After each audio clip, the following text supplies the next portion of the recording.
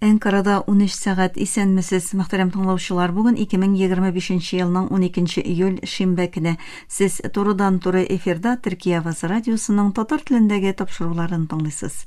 Безнең программа 16 метрлык кыска дулкынның 17615 кГц яшьлыгыннан 42 дәрәҗә көнчыгыш юнәлешендәге Түрксат 3А һәм Түрксат 4А иярченнәре белән 3 тапкыр www.trtdinla.com интернет адресы аша һәм кесе телефоннарының TRT Dinla тыңлап кушымтасыннан Вот Ис радио каналыннан тапшырыла. Тапшыруыбызның бүгенге чыгарылышында соңгы хәбәрләрдән соң 1000 еллыкның беренче шериге программасы белән кызыклы темалар язмасын тәкъдим итәрбез.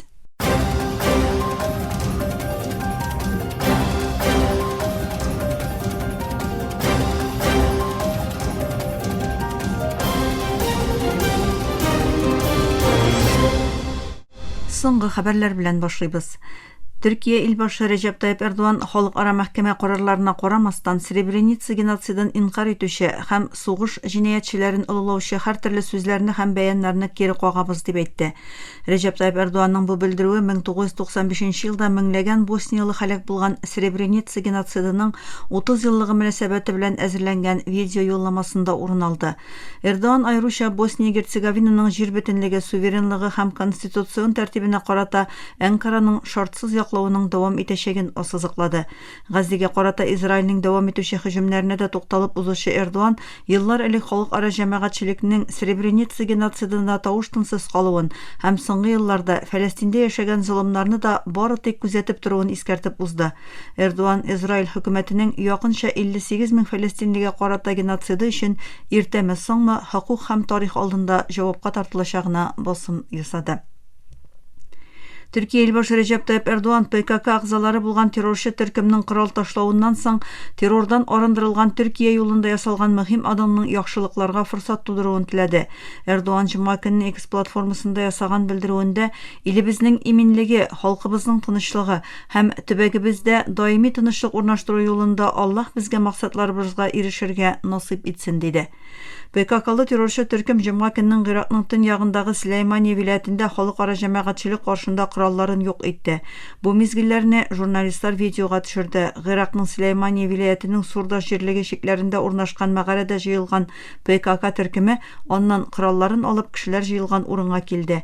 Араларында хатын-кызларда булган ПККлы террорчылар коралларын зур казанга ташлап юк итте. Сөләйманиянең Сурда җирлегендә узган коралсызлану процессына Милли күзләү хезмәте вәкаләтләре, Гыйрак рәсми затлары, Гыйрак кырт региональ җитәкчелеге вәкаләтләре һәм иминлек кешеләре, Дем партиясе агзалары, кайбер иҗтимагый оешмалардан катнашучылар һәм матбугат агзалары да шаһит булды. ПКК террор оешмасы май айында үзен таркату һәм корал ташлау карары кабул итте. Бу белдерү февраль айында төрмәдә утыручы ПКК атаманы Абдуллах Өҗаланның оешманы һәм аңа бәйле төркемнәрне таркату 40 елдан артык дәвам иткән кораллы көрәшне бетерергә чакыруыннан соң ясалды. Төркия террорчылыкка каршы көрәшне дипломатик җирлеккә дә күчерде. Европа һәм Якын Көнчыгыш беренче чиратта булу белән бергә халыкара партнерларга еллар буе ясалган катгый басым нәтиҗә бирде. Төркия, АКШ һәм Европа берлеге тарафыннан террор оешмасы буларак танылган ПКК 40 елдан артык дәвам иткән террор гамәлләрендә хатын-кызлар, балалар, сабыйлар һәм картларны да кертеп 40 меңнән артык кешенең гомере өзелүгә сәбәп булды.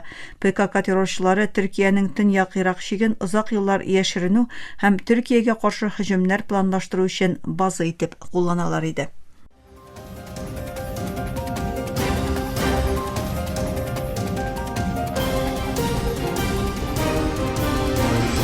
Төркия авазы дулкыннарында соңгы хәбәрләр тыңлыйсыз. Израиль җомга көнне камау астындагы Газада ким дигәндә 39 фәләстинлене үтерде. Гомерен югалтучылар арасында Газаның көньягындагы Рафах шәһәренең төньяк-көнбатышында урнашкан Әш-Шакуш төбәгендә гуманитар ярдәм көтеп торган тыныч халыктан 10 кеше дә бар. Израильнең аяусыз һөҗүмнәрендә Газада үлүчеләр саны 57,800дән артты. Украина дәүләт башлыгы Владимир Зеленский АКШның Украинага хәрби ярдәм җибәрүенең кабат башлануын раслады. Зеленский җомга кич ясаган чыгышында булай диде: "Без АКШтан да, Европадагы дусларыбыздан да сәяси яктан югары дәрәҗәдә яхшы сигнал алдык. Килеп ирешкән барлык хисапларга караганда, ярдәм җибәрүләр кабат башланды." Ул Украина хәрби җитәкчеләренең киләсе атнада АКШ махсус вәкиле Кит Келлог белән очрашачагын белдерде. Киләсе атнада америкалылар белән хәрби дәрәҗәдә хезмәттәшлегебез дәвам итәчәк. Аскерләребез бигрәк тә генерал Келлог белән эшләячәк, шулай ук яңа Европа саклану пакетларын әзерлибез, диде Украина лидеры. Украина мәгълүмат чаралары белдергәнчә, Кит Келлог дүшәмбе көнне Киевка бер атналык сәфәр белән килергә тиеш. Келлог Римда Украинага багышланган конференцияда ясаган чыгышында "Без дүшәмбе көнне Киевта булачакбыз, атна буе шунда калачакбыз", дип белдерде.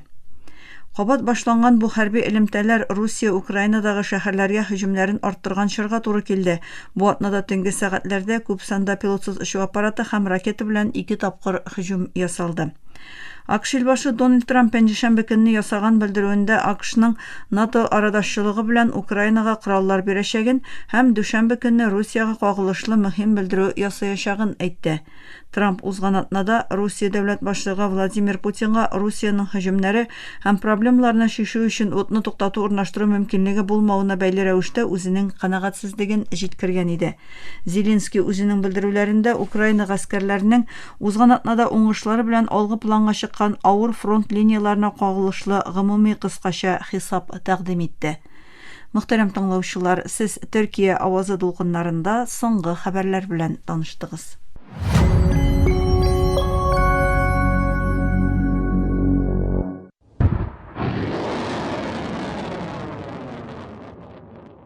Заманча халыкара мөнәсәбәтләрдә иң зур капма каршылыкларының берсе менә шул. Иң көчле атом төш коралларына ия булган илләр калганнарга коралсызланырга кушалар. Ә менә атом төш коралы булмаган илләр нишләргә тиеш? Алардан я кагыйдәләргә буйсыну көтелә, яисә авыр нәтиҗәләргә дучар булалар. Бүгенге тапшыруда без ваз кичтерү, янаулар һәм икеле стандартлар турында сүз алып барабыз. Бүгенге тапшыру ТРТ Глобалдан Сами Аль-Арьянның 2025 елның 17 июнендә дөнья күргән Израильдә бомба булырга мөмкин, ә Иранда була алмый, халыкара тәртипнең 200-леге исемле мәкаләсенә нигезләнеп әзерләнде. Хәзер бераз Израиль белән Иран турында сөйләшик. Израиль атом төш коралларына ия булуын бер кайчан да рәсми рәвештә танымады. Ләкин иярчен видеолары, хәбәр итүчеләрнең хисаплары, рәсми затлар һәм ачыкланган документларга караганда, аның мөгаен 100-дән 400-гә кадәр атом төш коралы бар. Израиль бер кайчан да атом төш коралларын таратмау турындагы килешүгә кул куймады. Нигә? Икенче яктан Иран бу килешүгә кул куйды. Ул халыкара тикшерүләргә рөхсәт бирә һәм бүгенге көнгә кадәр аның атом бомбасы ясауы яисә аңа ия булуы турында бернинди дәлил дә юк. Моннан тыш, килешү шартлары нигезендә атом тыш энергиясе җитештерү хокукына ия. Шундый сорау туа: кем атом төш коралына ия була ала һәм бу карарны кем кабул итә? Атом төш кораллары тарихы 1945 елда башланды. АКШ Япониянең Хиросима һәм Нагасаки шәһәрләренә 2 атом бомбасы ташлады. Bulletin of the Atomic Scientists мәгълүматына караганда, якынча 210 мең кешенең гомерен югалтуы фаразлана. АКШ сугышта атом коралы кулланган бердән-бер ил. Тиздән башкалар да бу ярышка кушылды. 1949 елда Советлар Берлеге, хәзерге Русия Федерациясе, беренче бомбасын сынады. 1952 елда Англия, 1960 елда Франция һәм 1964 елда Кытай бу клубка кушылды. Бу 5 ил 1968 елда имзаланган атом төш коралларын таратмау турындагы килешүгә күрә рәсми атом көчләре булды. Шул вакытта алар БМО Иминлек шурасының 5 даими әгъзасы иде. Аларның планнары шул иде: вакыт үтү белән алар коралсызланачак, ә калган илләр атом коралы эшләмәскә сүз бирәчәк. Ләкин эшләр алай булмады. 50 елдан артык вакыт узды. Әлеге 5 илдән берсе дә коралларыннан баш тартмады. Өстәвенә бу клубка тагын 4 ил кушылды. 1998 елда көндәш илләр Һиндстан белән Пакистан атом кораллары эшләп чыгарды һәм атом төш коралларын таратмау турындагы килешүгә кул куюны кире какты. Икесе дә авыр санкцияларга һәм дипломатик изоляциягә дучар булды, ләкин вакыт үтү белән бу басым кимеде. Төньяк Корея 2003 елда атом төш коралларын таратмау турындагы килешүдән чыкты һәм 2006 елда беренче бомбасын сынады. Төньяк Кореяга санкциялар һаманда дәвам итә. Аннан соң Израиль. Ул аерым бер очрак. 1950 елларда Израильнең Франция ярдәме белән яшерен рәвештә үзенең атом төш программасын эшләве алга сөрелә. Ул вакыттагы АКШ илбашы Джон Кеннеди Израильгә басым ясады. Кеннеди атом коралларының таралуына катгый рәвештә каршы иде. 1960 елда АКШ күзләү һәм һавадан күзәтү аша Израильнең Демона атом төш корылмасын тапты. Кеннеди АКШтан даими рәвештә тикшерүләр уздыруын таләп итте һәм ул вакыттагы Израиль премьер-министры Дэвид Бен-Гурионга ачыклык таләп итеп берничә хат җибәрде. Кеннеди 1961 елның 25 сентябрендә БМО Гомум шурасында Израильгә каршы чыгыш ясады. Today, every inhabitant of this planet Һәрбер ир-ат, хатын-кыз һәм баланың Дамоклесның атом кылычы астында яшәвен, сугыш коралларының алар безне юк иткәнче бетерелергә тиешлеген әйтте. Кеннеди үз чыгышында Дамоклесның атом кылычы дигәндә борынгы грек мифына ишарәт итеп, атом төш кораллары булганда һәр вакыт куркынычның булуына басым ясады. Риваяткә караганда Дамоклес Сиракуз патшасы Дионисий II-нең көченә һәм купшылыгына соклана. Патша аңа көч белән килгән йөкне өйрәтер өчен тәхетенә утырырга рөхсәт бирә, ләкин аның баш өстенә бер ат кылы белән эленгән үткен кылыч куя. 1963 елда Кеннеди әгәр гармония булмаса АКШ ярдәменең куркыныч астында булачагын кисәтте, ләкин Бен-Гурион кинәт вазифасыннан китте. Кеннеди исә берничә айдан соң үтерелде. Тарихчы Мартин Сентлер фикеренчә, бу басымны туктату өчен Израильнең күзләү хезмәте Моссад үзелешен керткән булырга мөмкин, әмма бу бәхәсле теория буларак калды. Кеннедидан соң АКШ илбашы булган Линдон Джонсон бу таләпләрне йомшартты һәм Израильнең атом төш программасына тикшерүсез дәвам итүенә мөмкинлек бирде. Израиль үзенең атом кораллары арсеналын бер кайчанда рәсми рәвештә игълан итмәде, ләкин аның барлыгын раслаучы бик күп дәлил бар. Иң төгәл дәлил 1986 елда Израильнең атом техниге Мордехай Вануни Англиянең The Sunday Times газетына Израильнең атом программасына кагылышлы рәсемнәрне һәм техник мәгълүматларны яшерен рәвештә биргәннән соң булды. Вануну Моссад тарафыннан урланды. Аны Израильгә алып килделәр һәм ул 18 ел төрмәдә утырды. АКШның элекке илбашы Джемми Картер һәм элеккеге дәүләт сәркатибе Колин Павел да Израильнең атом кораллары арсеналын җәмәгатьчелек алдында таныдылар. Күрәсең, АКШ белән Израиль арасында бер килешү булган. Израиль атом төш коралларын халык алдында ачык рәвештә сынап карамаячак, АКШ һәм аның берлектәшләре моңа күз йомып калачак иде.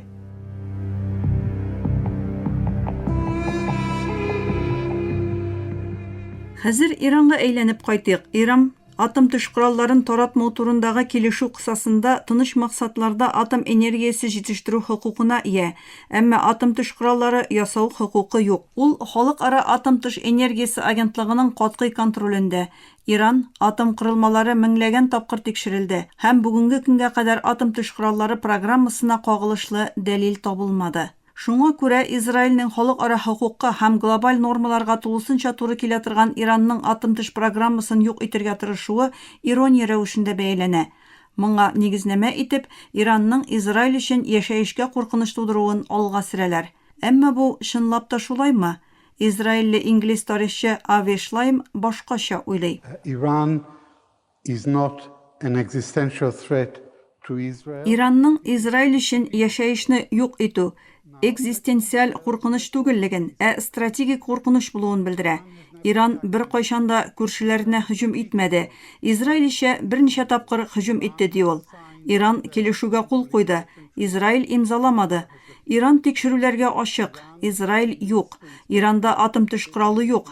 Израильнең 75 белән 400 арасында коралы бар. Бу очракта Израильнең Иран өчен экзистенциаль куркыныч тудыруын әйтә. Шуңа күрә әле бер бомбада ясамаган атом программасы аркасында Иранның һава һөҗүмнәренә дучар булуы икеле стандартларны игътибарсыз калдыруны кыенлаштыра. Атом көченә ия һәрбер дәүләт дөньяга безгә ышаныгыз, без җаваплы ди, ләкин берсе дә коралсызланмый. Әгәр атом коралы көч һәм куркынычсызлык тәэмин итә икән, дөнья нинди логика белән берәр дәүләттән алардан баш тартуын көтә ала? Төньяк Корея кебек илләр инде күптән сабак алды. Әгәр режим куркынычсызлыгын телисең икән, бомбаң булсын. Иран кебекләр нишләргә тиеш? Кагыйдәләрне үтиләр, ләкин барыбер җәзага тартылалар. Иранның атом коралы ясауы турында бернинди дәлил юк, ләкин Израиль башлап җибәргән, АКШ һәм аның берлектәшләре яклаган агрессивлык Иранның сәясәтен үзгәртүгә китерергә мөмкин. Чынбарлык шул, дөньяда бер генә дәүләт тә атом кораллары мәсьәләсендә әхлаки монополияга ия түгел.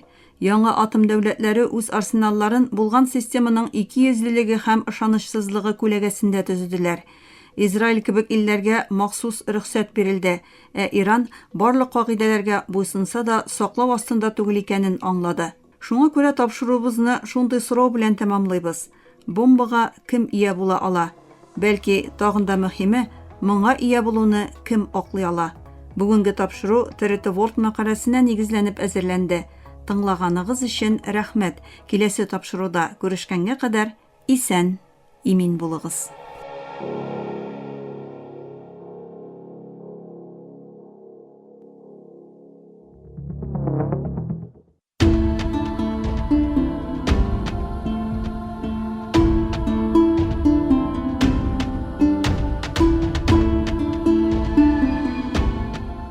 Мен еллыкның беренче ширеге.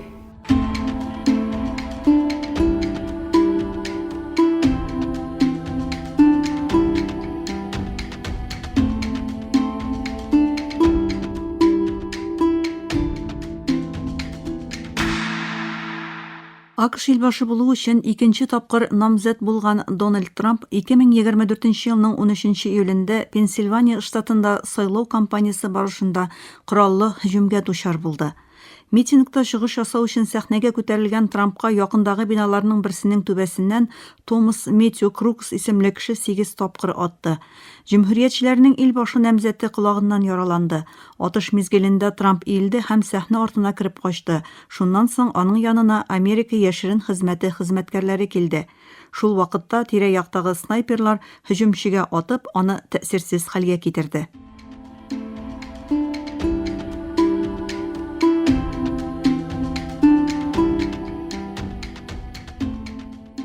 Һөҗүмчене тәэсирсез хәлгә китергәннән соң Дональд Трамп тарафдарларына йодрыгын күрсәтеп сәлам бирде. Дәваланганнан соң сайлау кампаниясын дәвам итәргә булды.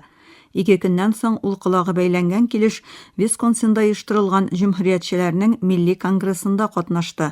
Һөҗүмдә Трампны яклау өчен сәхнә артында булган бер хатын-кыз һәлак булды. Яшерен хезмәт директоры вакыйгада иминлек зәгыйфлеге өчен җаваплылыкны үз өстенә алды һәм вазифасыннан китте.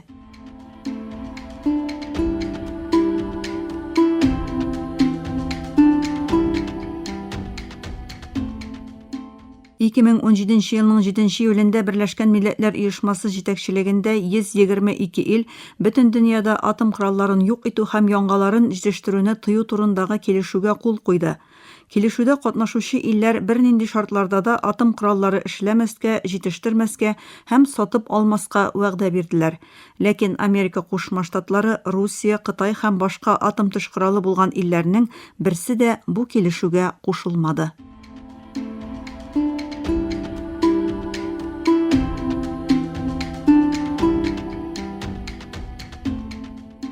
Хизбулла оешмасының Израиль җирләренә ракета һөҗүмнәре ясавы һәм 8 Израиль хәрбиен әсир итеп алуыннан соң Израиль армиясе 2006 елның 12 июлендә Ливанга хәрби операция башлатты.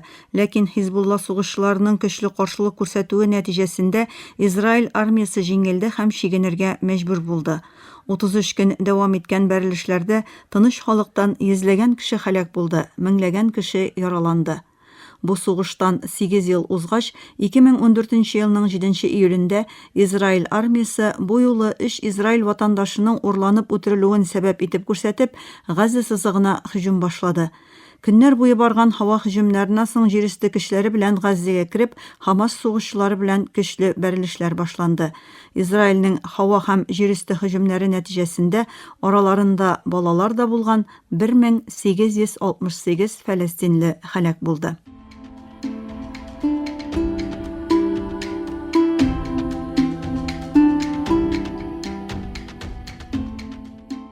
2005 елның 7 июлендә Англия башкаласы Лондонда бер-бер артлы бомбалы һөҗүмнәр булды. Җаваплылыкны IŞİD террор оешмасы үз өстенә алган террор һөҗүмнәрендә Лондонның җәмәгать транспорты системасы тәмәк итеп алынды. 3 террорчы рюкзакларындагы өйдә ясалган бомбаларны метрода төрле урыннарда шартланды. 4нче террорчы исә Лондонның символы булган 2 катлы автобуска һөҗүм итте. Интихарчы террорчылардан тыш 18 төрле милләттән 56 кеше һәлак булды, 800 кеше яраланды. Бу вакыйга Англиядә 1988 елдагы Локерби фаҗигасыннан соң иң куркыныч террор һөҗүме буларак теркәлде.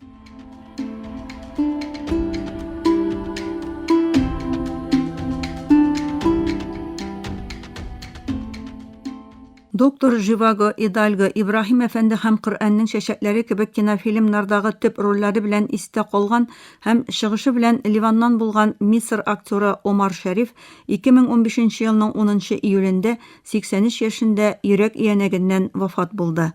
Инглиз, француз, испан һәм итальян телләрен яхшы белгән, якынча 100гә якын фильмда уйнаган Омар Шәриф фильмнарындагы төрле персонажлар белән игътибарны җәлеп итте.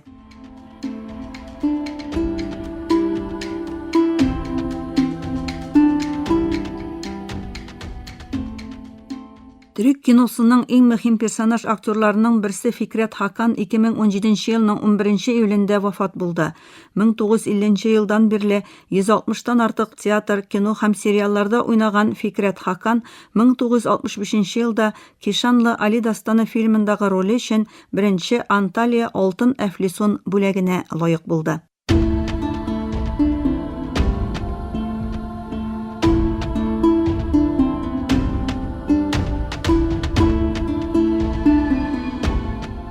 Мең еллыкның беренче ширеге.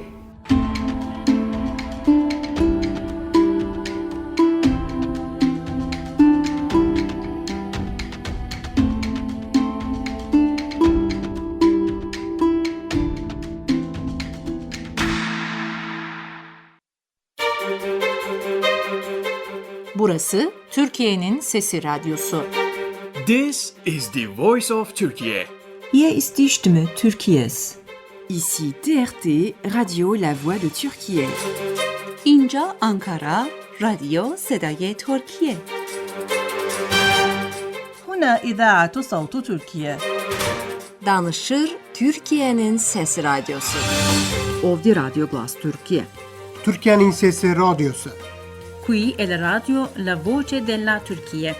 Esta es la voz de Turquía.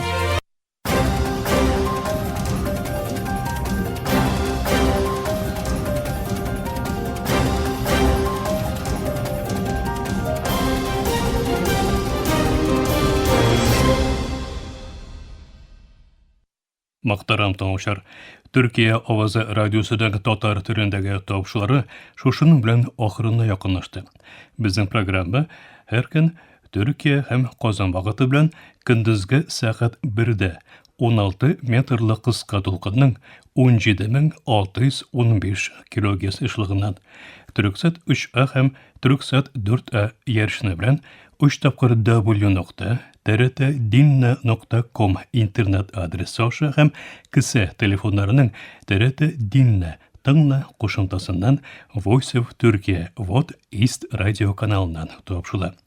Ярты сәгатьлек тапшырыбызның кабатлавын Төркия һәм Казан вакыты белән сәгать кичке 8нче артыда 42 дәрәҗә көнчыгыш юнәлешендәге Төрксат 3А һәм Төрксат 4А ярышлары белән 3 тапкыр w.trt.dinna.com интернет сәхифәсе аша Вот Вес радио каналыннан тыңлый аласыз. Әлегә без сезнең белән саубуллашабыз, эфирдә киләсе очрашуга кадәр.